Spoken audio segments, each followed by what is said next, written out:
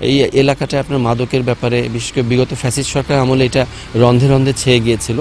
তো এখান থেকে আমাদের পরিত্রাণ পাওয়ার জন্য যতগুলো পদক্ষেপ নেওয়া সেটা একটা দ্রুত ব্যবস্থা নিতে হবে ইনশাল্লাহ। এটা স্টেপ বাই স্টেপ থাকবে এবং আমাদের অবশ্যই গোবিন্দগঞ্জে সম্পূর্ণ যাতে আপনার বাক স্বাধীনতা ঠিক রেখে। দর্শক, আমি এখন দাঁড়িয়ে আছি গাইবান্ধা ৪ গোবিন্দগঞ্জ আসনের বিএনপি মনোনীত প্রার্থী শামীম কায়সার লিংকন। আসলে তার কাছে আমরা জানতে চাইব নির্বাচনী অঙ্গীকার, তার লক্ষ্য এবং স্থানীয় ইস্যুতে উনি কীভাবে কাজ করবেন, নির্বাচিত হলে গোবিন্দগঞ্জকে কিভাবে উন্নয়নের ধারাতে অব্যাহত রাখবে, এই বিষয়ে আমরা আজকে কথা বলবো। আলহামদুলিল্লাহ, আপনার মাধ্যমে আপনার চ্যানেল এবং সমস্ত দর্শক শ্রোতাকে আগামীর বাংলাদেশ জনাব তারেক রহমানের পক্ষ থেকে অভিনন্দন। দেখুন, আমাদের রাষ্ট্র কাঠামো মেরামতের ৩১ দফা দেয়া আছে। আমাদের আগামীর বাংলাদেশ জনাব তারেক রহমান এই বিষয়ে সম্পূর্ণ আপোষহীন থাকবেন। যেমন তো সেই লক্ষ্যে আমরা কাজ করে যাচ্ছি। ইনশাল্লাহ জনগণ আমাদেরকে ম্যান্ডেট দেবে এবং আমরা আগামীতে দায়িত্ব পেলে স্পেসিফিক্যালি গোবিন্দগঞ্জের ব্যাপারে আমি যেটা বলবো, এখানে আসলে তরুণ যুব সমাজকে ইনভলভ করা, তাদেরকে কাজের মধ্যে নিয়ে আসা। এখন এই শিক্ষিত সমাজকে যখন আমরা সামনের দিকে এগিয়ে নেব, তাদেরকে কাজ দিতে হবে।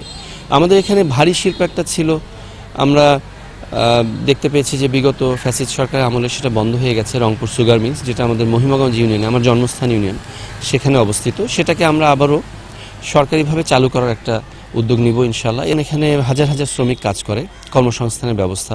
আরেকটা বিষয় দেখেন, আমাদের এখানে কোচা শহর একটা শিল্পনগরী, এটাকে আরও উন্নত বিসিক বা ওই ক্যাটাগরির শিল্পনগরীতে নেওয়া যায় কিনা, কারণ আমাদেরকে কাজ দিতে হবে ভাই মানুষকে।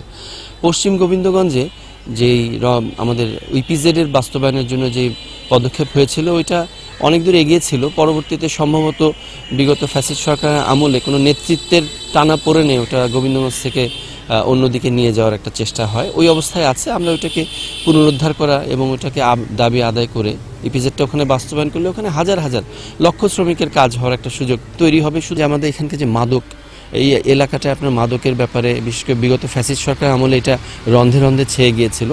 তো এখান থেকে আমাদের পরিত্রাণ পাওয়ার জন্য যতগুলো পদক্ষেপ নেওয়া সেটা একটা দ্রুত ব্যবস্থা নিতে হবে ইনশাল্লাহ।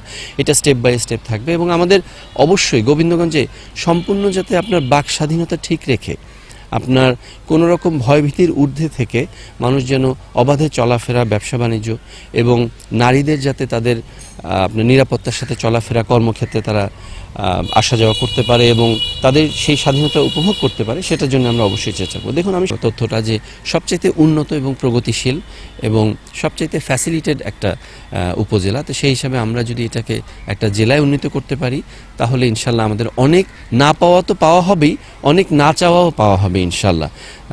এটি মোটামুটি আমার এখনকার পর্যন্ত বক্তব্য। সবাইকে ধন্যবাদ। আসসালামু আলাইকুম।